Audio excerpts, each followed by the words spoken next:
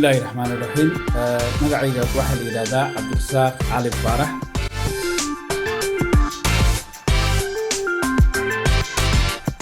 waxaan deganahay anigu dalka Switzerland gaar ahaan caasimada labaad ee ganacsiga Zurich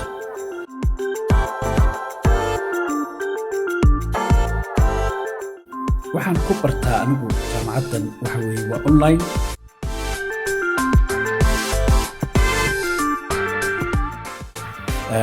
anigu waxaan bartaa waxa weeye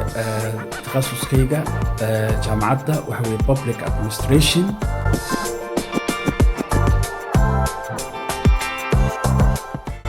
walwalka aan ka qabay online-ka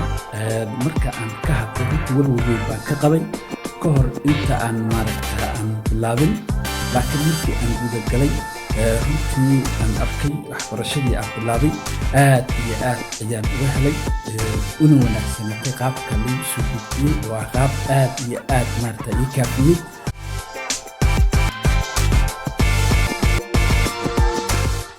sababtuna waxa weeye adigoo shaqadaada wata oo howlahaagii aan dayacin ayaad hadda waxbarashadaadii wadanaysa waana qaabka ugu sahlan ee loo gudbin kara waxbarashada aad baan ugu faraxsanahay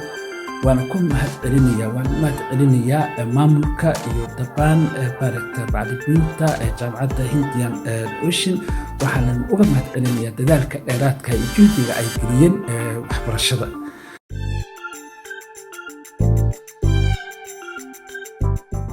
sababta aan ku doortay online-ka waxay tahay walaalayaal anigu dalka ma joogi Soomaaliya wadankan Switzerland ayaan deganahay